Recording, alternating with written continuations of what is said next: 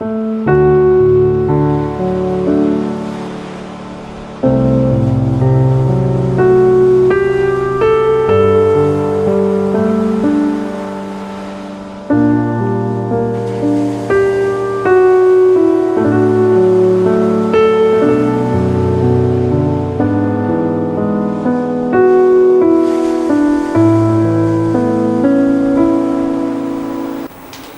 umat Allah yang diberkati Tuhan, bersyukur kepada Allah untuk semua kebaikan, kemurahan dan cintanya. Kembali bersama dengan saya Pendeta Dr. Hanas DTH dalam program Rem Ministry.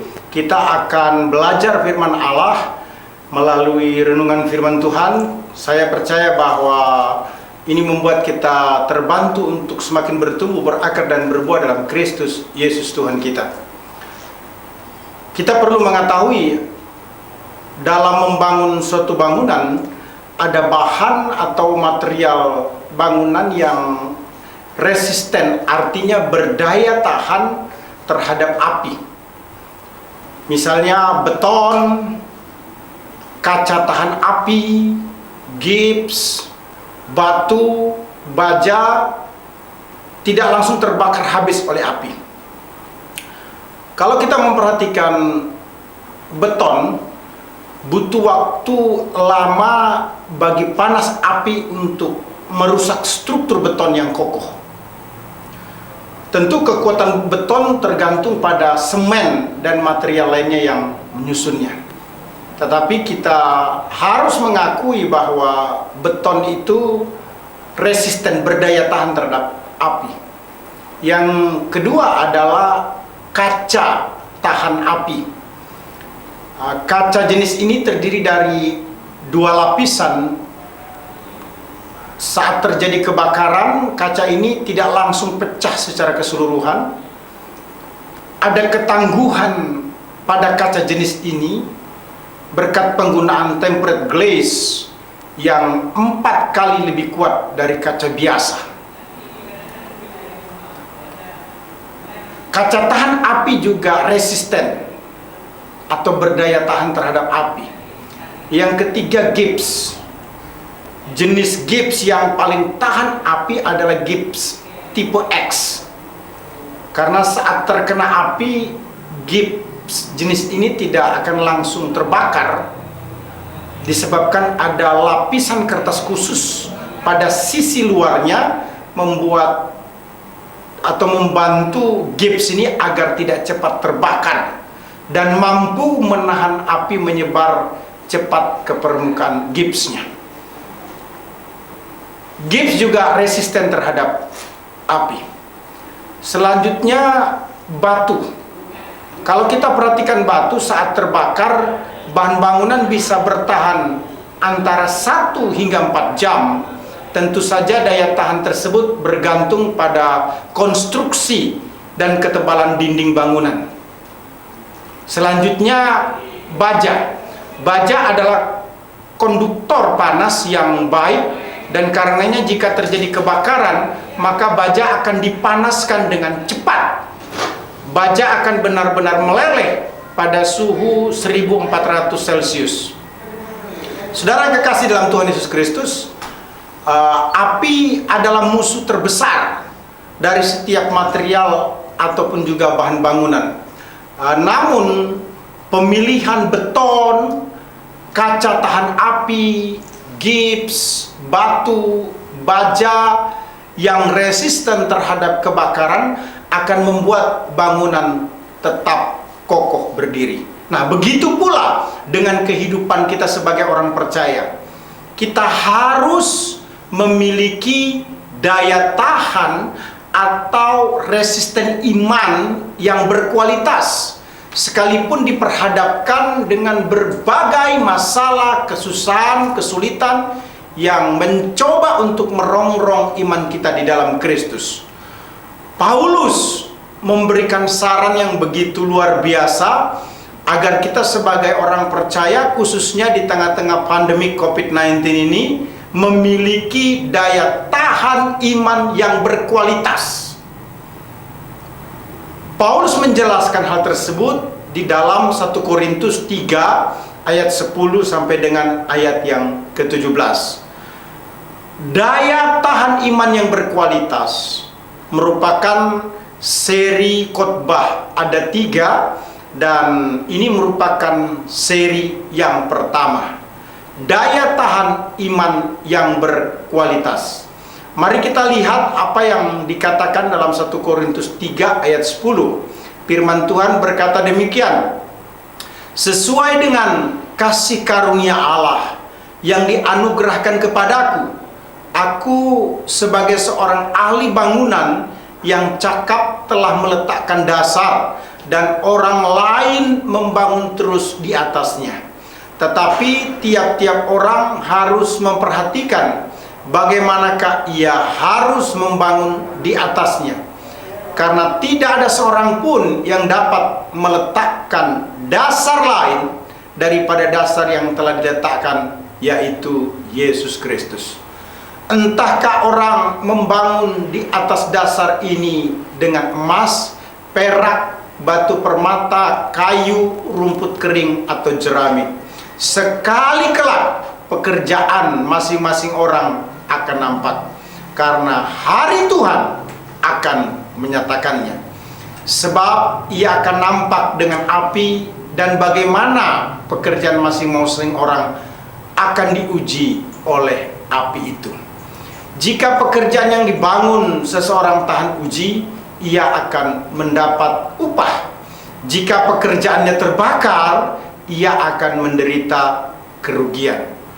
Tetapi ia sendiri akan diselamatkan, tetapi seperti dari dalam api. Tidak tahukah kamu bahwa kamu adalah bait Allah, dan bahwa Roh Allah diam di dalam kamu? Jika ada orang yang membinasakan bait Allah, maka Allah akan membinasakan dia, sebab bait Allah adalah kudus, dan bait Allah ialah kamu. Umat Allah yang diberkati Tuhan Yesus Kristus, daya tahan iman yang berkualitas yang dijelaskan oleh Rasul Paulus dalam 1 Korintus 3 ayat 10 sampai dengan 17 merupakan surat yang akan membantu jemaat di Korintus untuk bisa memiliki kehidupan yang semakin strong, yang semakin kuat di dalam iman kepada Yesus Kristus. Timbul pertanyaan, mengapa Paulus harus menulis surat ini? Sebutlah yang menjadi jantung dari 1 Korintus ini adalah 1 Korintus 3 ayat 10 sampai 17. Tentu ada alasan yang mendorong Rasul Paulus untuk mengungkapkan daya tahan iman yang berkualitas ini. Saudara kekasih dalam Tuhan Yesus Kristus, saya mencatat setidaknya ada 8 hal yang menjadi pendorong kuat ataupun juga masalah yang terjadi di jemaat Korintus yang membuat Rasul Paulus harus menulis surat 1 Korintus. Yang pertama, di jemaat Korintus ini ada perpecahan. Jadi jemaat ini susah untuk bersatu. Nah, itu sebabnya Paulus menyatakan dalam 1 Korintus 1 ayat yang ke-10 berkata, "Tetapi aku menasehatkan kamu, saudara-saudara, demi nama Tuhan kita Yesus Kristus, supaya kamu seia sekata, dan jangan ada perpecahan di antara kamu, tetapi sebaliknya, supaya kamu erat bersatu dan sehati sepikir." Jelas sekali, masalah yang pertama di jemaat Korintus adalah perpecahan di dalam jemaat. Masalah yang kedua adalah pengkultusan golongan. Ada orang yang cenderung berkata, saya golongan Paulus, saya golongan Apolos, saya golongan Kepas, saya golongan Kristus. Pengkultusan golongan ini merupakan hal yang sangat tidak baik. Itu sebabnya Paulus menyatakan atau menulis di dalam 1 Korintus 1 ayat 12. Yang aku maksudkan ialah bahwa kamu masing-masing berkata, aku dari golongan Paulus, atau aku dari golongan Apolos, atau aku dari golongan Kepas, atau aku dari golongan Kristus. Selanjutnya ayat yang ke-13, perhatikan baik-baik. Adakah Kristus terbagi-bagi? Adakah Paulus disalibkan karena kamu? Atau adakah kamu dibaptis dalam nama Paulus? Pengkultusan kepada pemimpin tidak dibenarkan oleh Allah. Itu sebabnya tidak boleh ada penggolongan, pengkultusan, kepengikutan di dalam Tuhan. Kita harus hanya berfokus menjadi pengikut Yesus Kristus. Apakah Paulus, apakah Apolos, apakah Kepas, sebenarnya semua adalah orang-orang percaya kepada Kristus.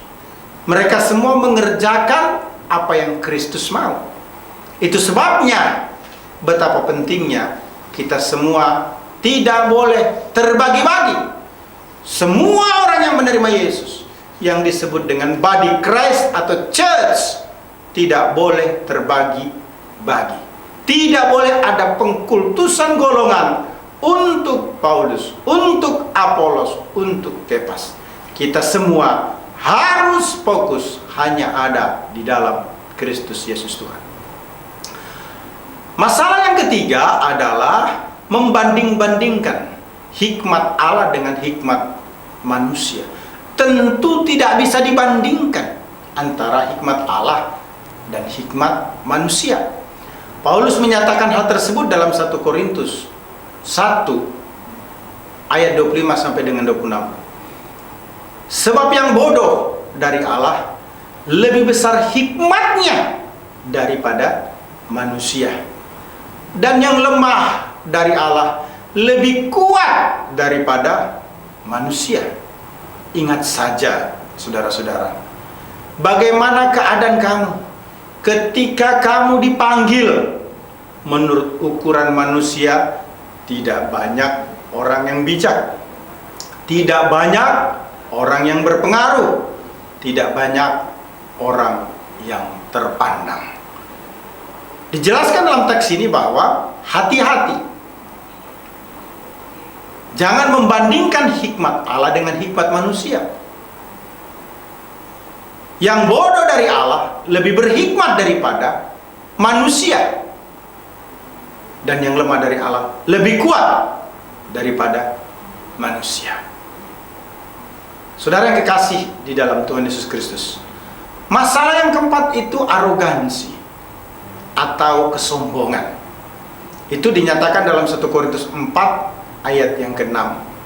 Saudara-saudara, kata-kata ini aku kenakan kepada diriku sendiri dan pada Apolos, karena kamu, supaya dari teladan kami kamu belajar apakah artinya ungkapan jangan melampaui yang ada tertulis, supaya jangan ada di antara kamu yang menyombongkan diri dengan jalan mengutamakan yang satu daripada yang lain. Jadi sombong itu merupakan masalah yang muncul begitu kuat di jemaat Korintus. Itu sebabnya Paulus ingin membantu jemaat ini untuk tidak hidup dalam kesombongan. Masalah atau case yang kelima adalah ketidakadilan, percabulan, penyembahan berhala, perzinahan, mencuri, mabuk, fitnah, dan menipu. Itu jelas sekali dalam 1 Korintus 6 ayat yang ke-8 sampai dengan ayat yang ke-9. Tetapi kamu sendiri melakukan ketidakadilan, dan kamu sendiri mendatangkan kerugian, dan hal itu kamu buat terhadap saudara-saudaramu. Atau tidak tahukah kamu bahwa orang-orang yang tidak adil tidak akan mendapat bagian dalam kerajaan Allah? Jangan sesat. Orang cabul, penyembah berhala, orang berzina, banci, orang pemburit, pencuri, orang kikir, pemabuk, pemfitnah, dan penipu tidak akan mendapat bagian dalam kerajaan Allah. Saudara yang kekasih dalam Tuhan Yesus Kristus, masalah yang keenam adalah terjadinya kawin campur antara orang beriman dengan orang yang tidak beriman. Orang yang percaya Tuhan dengan orang yang tidak percaya Tuhan. 1 Korintus 7 ayat 13 berkata, dan kalau ada seorang istri bersuami seorang yang tidak beriman, dan laki-laki itu mau hidup bersama-sama dengan dia, janganlah ia menceraikan laki-laki itu. Ayat 14, karena suami yang tidak beriman itu dikuduskan oleh istrinya, dan istrinya yang tidak beriman itu dikuduskan oleh suaminya.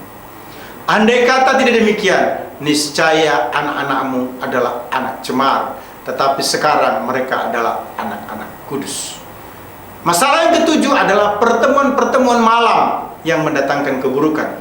1 Korintus 11 ayat 17 berkata, dalam peraturan-peraturan yang berikut, aku tidak dapat memuji kamu, sebab pertemuan-pertemuanmu tidak mendatangkan kebaikan, tetapi mendatangkan keburukan.